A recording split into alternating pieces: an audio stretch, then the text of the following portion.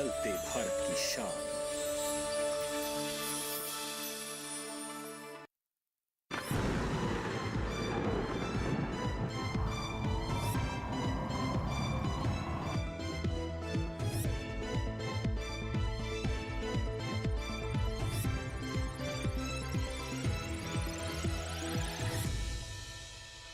नमस्कार, आप सभी का स्वागत है। मैं हूं राहुल और आप देख रहे हैं दूरदर्शन किसान। हम लेकर हाजिर हैं आज का मौसम खबर।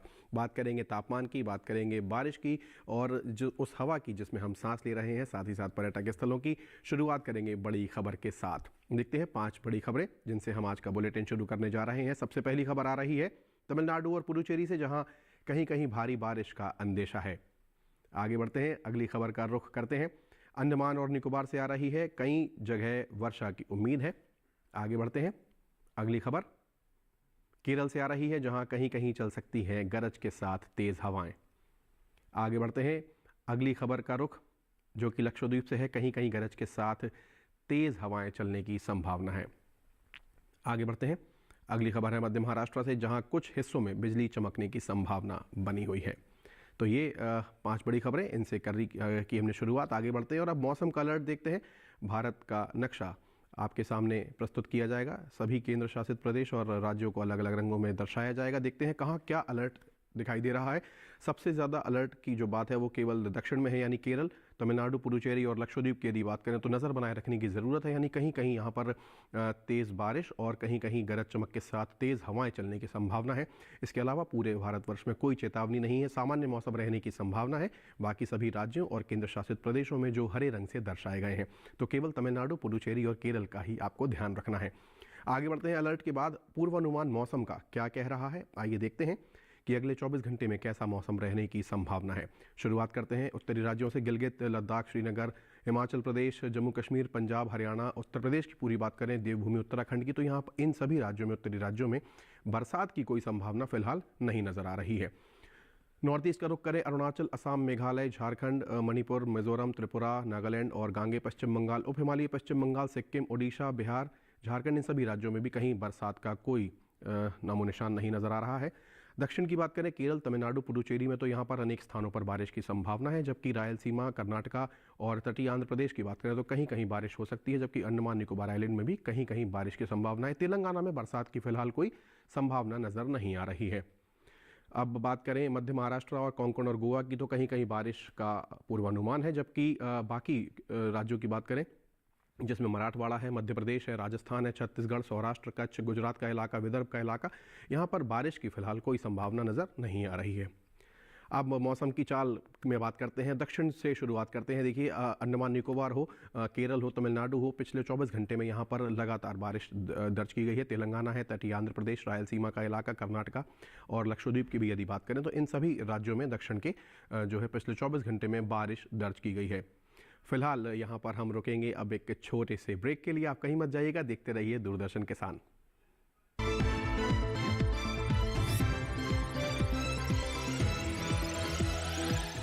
रोज सब्जी का स्वाद बढ़ाए और घर वालों का प्यार पाए, गोल्डी सब्जी मसाले। जहाँ जाए रिश्ते बनाए, गोल्डी मसाले।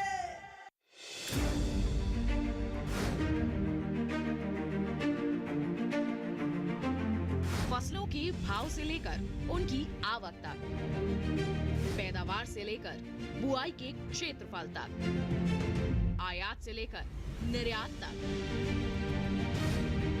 घरेलू से लेकर वैश्विक बाजार तक, मंडियों की सही और ताजा जानकारी पाएं। विशेषज्ञों की राय का लाभ उठाएं। देखिए मंडी खबर सोमवार से शनिवार शाम 5 बजे सिर्फ दूरदर्शन किसान पर।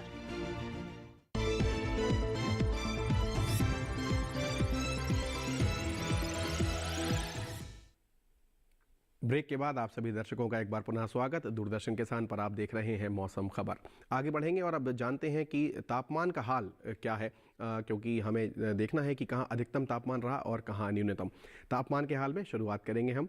देखते हैं तापमान के हाल में। सबसे पहले हम बात करने जा रहे हैं गिलगित, लद्दाख, जम्मू कश्मीर, श्रीनगर और हिमाचल प्रदेश के इलाकों की, जहां पर अधिकतम तापमान की यदि बात करें तो इन सभी इलाकों में सामान्य की तुलना में 1.6 से 3 डिग्री सेल्सियस तक ज़्यादा तापमान दर्ज किया गया है। आगे बढ़ते हैं, दक्षिण का रुख करते हैं। तमिलनाडु और तटीय आंध्र प्रदेश, पुडुचेरी, केरल और पूरा कर्नाटका की यदि बात करें तो इन सभी इलाकों में भी अधिकतम तापमान जो है सामान्य की तुलना में 1.6 से 3 डिग्री सेल्सियस तक ज़्यादा दर्ज किया गया है। आगे बढ़ते हैं और अब बात करते हैं राजस्थान, हरियाणा, पंजाब, चंडीगढ़ और राजधानी दिल्ली भी दिखाई दे रही है। इन सभी इलाकों में अधिकतम तापमान जो है सामान्य की तुलना में 1.6 से 3 डिग्री सेल्सियस तक ज़्यादा दर्ज किया गया है।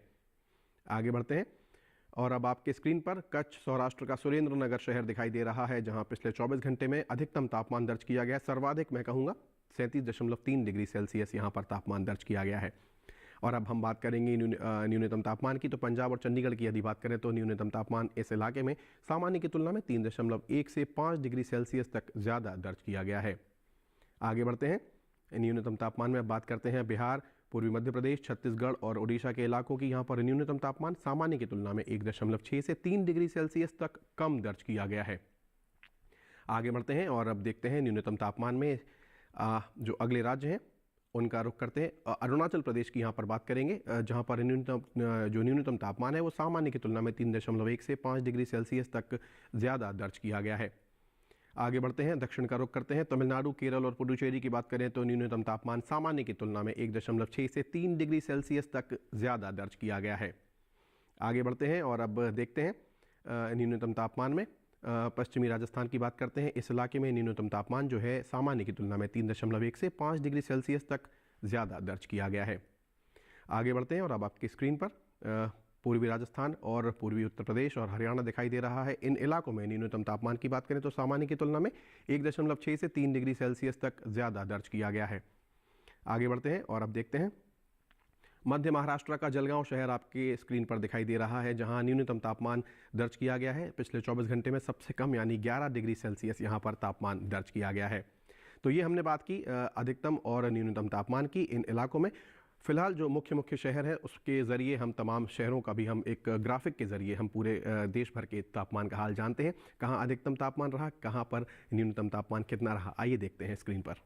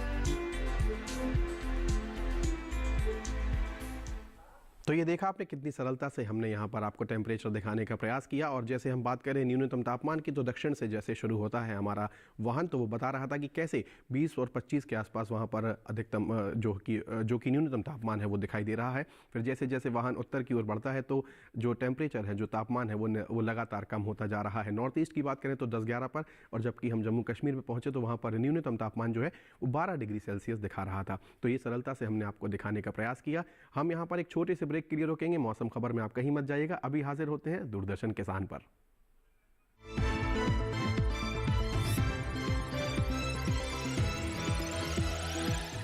रोज सब्जी का स्वाद बढ़ाए और घर वालों का प्यार पाए। गोल्डी सब्जी मसाले, जहाँ जाए रिश्ते बनाए, गोल्डी मसाले।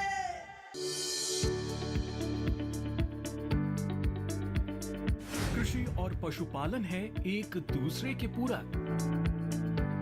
घर आंगन से लेकर व्यावसायिक फार्म तक, मुर्गी पालन से लेकर रेगिस्तान के जहाज तक। बीमारियों से अब पशुपालक ना हो परेशान। विशेषज्ञ करेंगे आपकी समस्या का समाधान। जुड़िए हमसे, पूछिए अपने सवाल। ईमेल के जरिए भी आप हमारे साथ जुड़ सकते हैं। हमारी ईमेल आईडी है ddkisanapc@gmail.com। हमारे टोल फ्री नंबर हैं 1800-113060 और 1800-113061। देखिए अपना पशु चिकित्सक हर रविवार शाम 6:30 बजे दूरदर्शन किसान चैनल पर।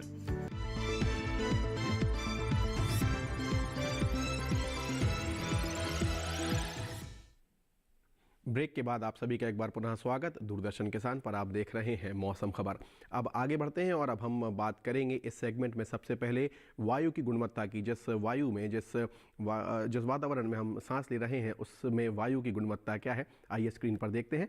सबसे पहला शहर है राजधानी दिल्ली, जहाँ पर 251 वायु की गुणवत्ता सूचकांक पर दर्ज की गई है, जो कि थोड़ा ख़राब स्थिति में है। आगे बढ़ते हैं, अगला शहर है पुणे, जहां पर 117 दर्ज की गई है वायु की गुणवत्ता सूचकांक पर, जो कि संतोषजनक स्थिति में है। आगे बढ़ते हैं, अगले शहर का रुख करते हैं, आर्थिक राजधानी देश की मुंबई, जिसमें 203 वायु की गुणवत्ता दर्ज की गई है, जो कि थोड़ा ख़राब स्थिति में पहुंच गई है। आगे बढ़ते हैं, इसके बाद अगला शहर है कोलकाता, जहां पर 433 दर्ज की गई है वायु की गुणवत्ता सूचकांक पर, जो कि ख़राब स्थिति में बिल्कुल दिखाई दे रही है। उत्तर प्रदेश की राजधानी लखनऊ में जो कि 338 दर्ज की गई है वायु की गुणवत्ता, जो कि थोड़ी ख़राब स्थिति में पहुंच गई है। आगे बढ़ते हैं, अगला शहर है पटना, जिसमें भी 315 दर्ज की गई है वायु की गुणवत्ता, जो कि थोड़ी ख़राब स्थिति कही जा सकती है। और हैदराबाद की बात करें तो 102 यहाँ पर वायु की गुणवत्ता दर्ज की गई है, जो कि संतोषजनक स्थिति में है। आगे बढ़ते हैं, अगला शहर है अहमदाबाद, जहाँ पर 119 वायु की गुणवत्ता दर्ज की गई है, जो कि संतोषजनक स्थिति में कही जा सकती है।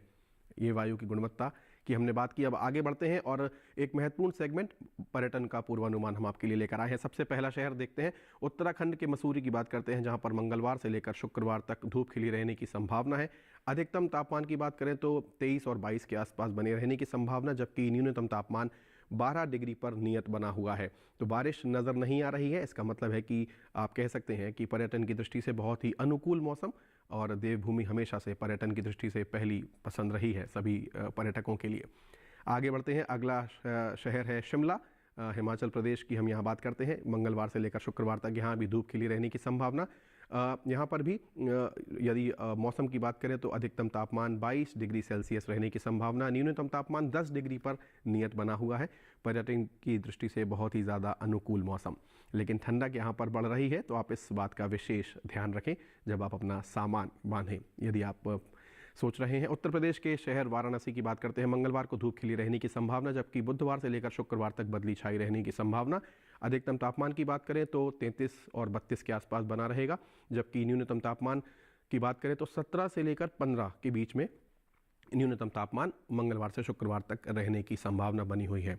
और जो बुधवार से शुक्रवार का हम देख रहे हैं, वहाँ पर फॉग भी दिखाई दे रहा है, यानी कि थोड़ी बदली छाई रह सकती है। पंजाब के शहर अमृतसर की बात करते हैं, मंगलवार और बुधवार को धूप खिली रहने की संभावना, जबकि गुरुवार को बदली भी छाई रह सकती है, उसी में धूप के दर्शन हो सकते हैं। शुक्रवार को धूप खिली रहेगी फिर से। अधिकतम तापमान की बात करें तो 31 और 30 के आसपास बने रहने की संभावना, जबकि न्यूनतम तापमान 17 डिग्री पर नियत बना हुआ है। तो ये अमृतसर का पर्यटन पूर्वानुमान आपके लिए। आगे बढ़ते हैं, अगला शहर है राजस्थान का अजमेर, जहां पर मंगलवार से लेकर शुक्रवार तक चारों ही दिन धूप खिली रहेगी, लेकिन बदली भी छाई रहेगी, ऐसा अनुमान। अधिकतम तापमान की बात करें तो 33-32 के आसपास बने रहने की संभावना, जबकि न्यूनतम तापमान 19-18 के आसपास बने रहने की संभावना। तो पर्यटन की दृष्टि से इसको भी अनुकूल मौसम कहा जा सकता है। आगे बढ़ेंगे, हालांकि ज़्यादा ठंडक नहीं होगी, लेकिन रातें ज़्यादा सर्द हो सकती हैं, इस बात का विशेष आप ध्यान रखें। नागालैंड के शहर कोहिमा की बात करते हैं, जहां पर मंगलवार से लेकर शुक्रवार तक धूप रहने की संभावना, लेकिन साथ ही बदली छाई रहेगी चारों ही दिन, ऐसा पूर्वानुमान।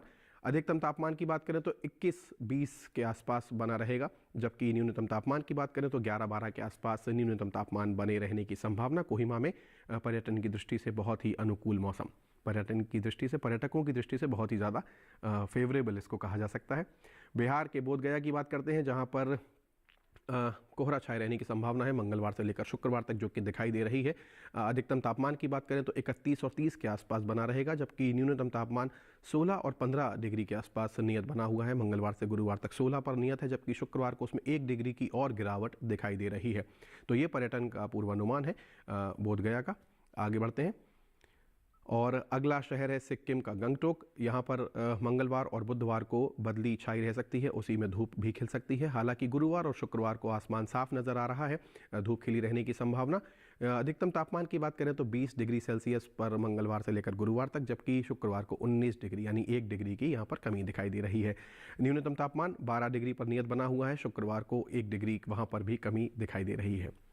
महाराष्ट्र के शहर महाबलेश्वर की बात करते हैं। मंगलवार को बारिश की संभावना नज़र आ रही है, उसके बाद बुधवार को कोहरा छाया रह सकता है, जबकि गुरुवार को बदली छाई रह सकती है और सूरज देवता के भी दर्शन संभव है। शुक्रवार को मौसम साफ दिखाई दे रहा है। अधिकतम तापमान की बात करें तो 26-25 के आसपास बने रहने की संभावना, जबकि न्यूनतम तापमान की बात करें तो 17, 16 और 15 यानी 15-17 के बीच में बने रहने की संभावना यहाँ पर महाबलेश्वर की। आंध्र प्रदेश के शहर अब हम बात करते हैं अमरावती की, तो यहाँ पर मंगलवार से लेकर शुक्रवार तक कोहरा छाए रहने की संभावना है और अधिकतम तापमान की बात करें तो 33-34 के आसपास बना रहेगा, जबकि न्यूनतम तापमान 25 और 26 के आसपास बने रहने की संभावना है। ये पूर्वानुमान है अमरावती का। यहाँ पर आपके लिए हम ये विशेष एक सेगमेंट लेकर आते हैं जिसमें आप जानते हैं तमाम शहरों का पर्यटन पूर्वानुमान क्या है। और अब हम आगे बढ़ेंगे और अब हम खेती किसानी का जो हमारा एक सेगमेंट होता है वो हम आपके लिए लेकर आए हैं। इसमें आज हम विशेष रूप से 2 राज्यों की बात करने जा रहे हैं जो कृषि प्रधान है, जैसा कि मैं आपको बताऊं हरियाणा और पंजाब। इसके साथ साथ आज बेहद ज़रूरी हो जाता है क्योंकि मौसम अनुकूल है, आप अपनी फसल की कटाई भी जो है कर सकते हैं और एक नई फसल के बारे में भी सोच सकते हैं। लेकिन वैज्ञानिक दृष्टिकोण क्या है, कैसे आप अपनी फसल को बचाएं और कैसे नई फसल का चुनाव करें, इन सब बातों की जानकारी संक्षिप्त रूप में हम आपके लिए लेकर आते हैं अपनी रिपोर्ट में। आज की खेती किसानी की जो रिपोर्ट है वो पंजाब और हरियाणा पर आधारित है। आइए देखते हैं।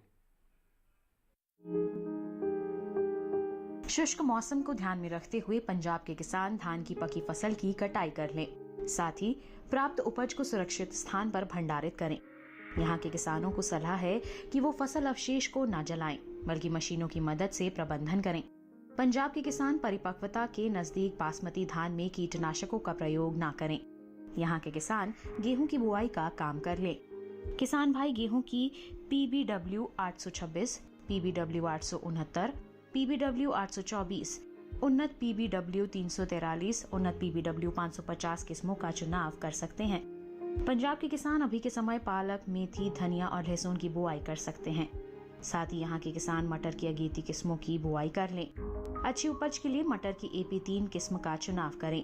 पंजाब में आलू की अगेती किस्मों की भी बुआई कर सकते हैं। आलू की अगेती किस्मों में कुफरी सूर्या, कुफरी पुखराज, कुफरी अशोका और कुफरी चंद्रमुखी का चुनाव करें। बात करें हरियाणा की, तो यहाँ के किसान मौसम साफ होने पर टमाटर, बैंगन और मिर्च की तुड़ाई कर लें। साथ ही यहाँ के किसान मौसम साफ होने पर सरसों की बुआई कर लें। तो ये संक्षिप्त रूप में आपने इस रिपोर्ट में जाना कि आपको किस कीटनाशक का चयन करना है, किस बीज का चयन करना है और किस प्रकार से अपनी फसल की देखरेख करनी है। इस प्रकार से आपका जो लाभ है वो निसंदेह बढ़ेगा और यही हमारा काम है कि आपका किस प्रकार से लाभ हो और कैसे जो पूर्वानुमान है वो हम आपके लिए लेकर आएँ ताकि आप सतर्क रहें। आगे बढ़ेंगे और हम आज की फसल की अब यहाँ बात कर लेते हैं। तो एक महत्वपूर्ण फसल है जो कि गाजर है, वो आज हम आपके लिए लेकर आए हैं। जब हम इसकी बात करते हैं तो उत्तर भारत का जो मौसम है उसको हम कह सकते हैं कि वो बहुत ही ज़्यादा अनुकूल माना जाता है इसके लिए। इसमें कैरोटीन होता है, विटामिन ए होता है, साथ ही साथ ये बहुत ज़्यादा जल भराव वाले इलाकों में या सूखे इलाकों में इसकी खेती संभव नहीं है। तो किस प्रकार से इसकी खेती की जा सकती है और कैसे आपको अधिकतम लाभ हो सकता है यदि आप उत्तर भारत में प्रवास करते हैं, निवास करते हैं, तो ज़रूर आपके लिए ये जो रिपोर्ट है बहुत ही ज़्यादा लाभकारी हो सकती है। आइए देखते हैं।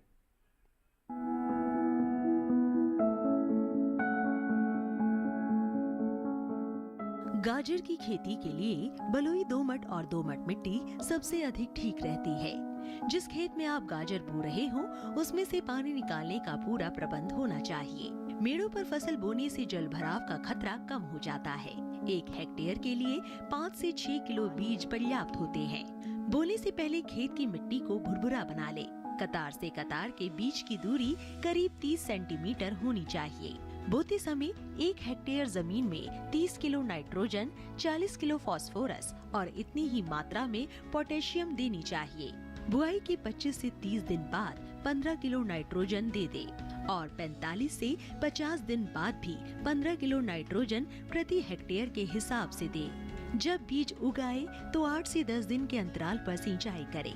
गाजर की फसल के साथ अनेक खरपतवार उगाते हैं जो भूमि में नमी और पोषक तत्व लेते हैं, जिसके कारण गाजर के पौधों का विकास और बढ़वार पर प्रतिकूल प्रभाव पड़ता है।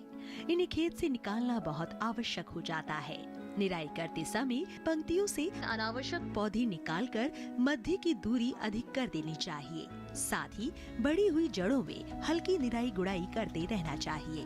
गाजर की फसल पर मुख्य रूप से छोटे छोटे कीड़े मकोड़ों का प्रकोप होता है। इसकी रोकथाम के लिए नीम का काढ़ा पंप की मदद से 10 से 15 दिन के अंतराल पर छिड़काव करें। गाजर की फसलों में आर्द्र गलन रोग के कारण बीज के अंकुरित होते ही पौधे संक्रमित हो जाते हैं, जिससे तने का निचला भाग जो भूमि की सतह से लगा रहता है सड़ जाता है।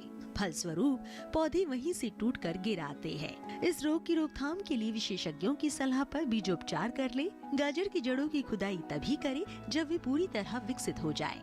खेत में खुदाई के समय पर्याप्त नमी रखें। साथ ही फसलों को सुखाकर उचित स्थान पर भंडारित करें।